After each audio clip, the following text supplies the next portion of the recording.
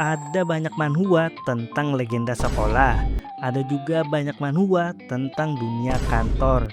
Tapi manhwa yang bakal kita bahas kali ini menggabungkan keduanya.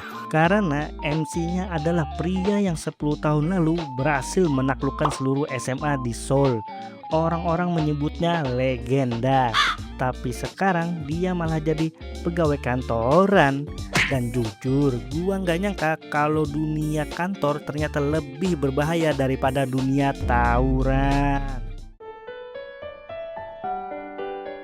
Awalnya, gua kira I Beat Up My Boss cuma manhwa action biasa. MC kuat, musuh dipukul, dan selesai. Tapi setelah baca sampai chapter 15, yang bikin gua lanjut baca ternyata bukan pertarungannya, melainkan satu pertanyaan. Siapa sebenarnya Kwon Sung Ho ini? Karena sampai chapter 15, manhwa ini masih menyimpan banyak misteri tentang masa lalunya. Dan justru itu yang bikin gua terus lanjut baca. Ceritanya berpusat pada Kwon Sung Ho, seorang pegawai di Samjin Corporation. Di mata orang lain, dia terlihat seperti karyawan biasa.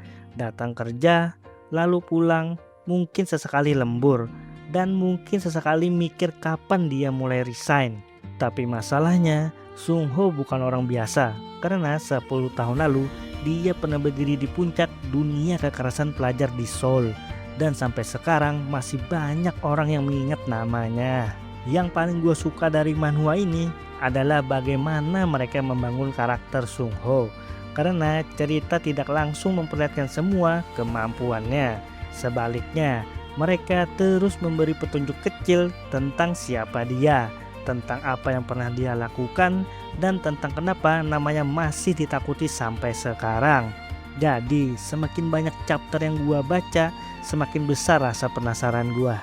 Konflik mulai muncul saat perusahaan tempat Sung Ho bekerja menjalani kerja sama dengan perusahaan lain. Masalahnya, bos perusahaan partner itu tipe orang yang bikin lu pengen nonaktifkan akal sehat. Dia memperlakukan atasan Sung Ho dengan sangat buruk. Dan semakin lama melihat itu, kesabaran Sung Ho mulai habis. Sampai akhirnya dia memutuskan menyelesaikan masalah itu dengan cara yang paling dia kuasai. Dan dari sinilah ceritanya mulai benar-benar bergerak. Yang bikin gua kaget, cerita ini tidak berhenti di drama kantor. Karena setelah kejadian itu, masalah justru semakin besar. Perusahaan mengalami kerugian, motor menumpuk, dan Sung Ho harus mencari cara untuk menyelesaikannya. Kalau orang normal mungkin jual satu-satu, tapi di manhwa ini mereka malah bikin bisnis Gojek. Dan anehnya itu berhasil, setidaknya untuk sementara. Masalahnya mereka bukan satu-satunya yang menjalankan bisnis itu, karena ternyata sudah banyak kelompok lain yang bermain di dunia yang sama. Dan sebagian besar isinya preman. Jadi kalau Gojek biasa rebutan orderan, di sini rebutan pakai bogem. Dan jujur, bagian ini yang bikin cerita terasa unik. Karena gua nggak pernah nyangka manhwa tentang pegawai kantoran bakal berubah jadi perang wilayah antar driver.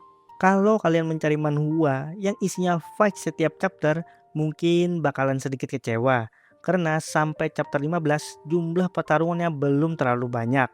Tapi setiap kali Sung Ho mulai bergerak, cerita selalu berhasil mengingatkan kita kalau pria ini pernah menjadi legenda.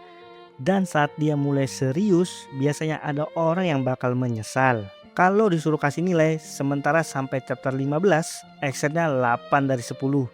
Fight-nya belum terlalu banyak, tapi setiap pertarungan punya dampak. Misteri 9 dari 10, bagian terbaik dari manhwa ini. Ceritanya 8,5 dari 10. Dunia kantor dan dunia jalanan dipadukan dengan cukup unik. Karakter 8 dari 10, masih banyak yang belum dieksplorasi.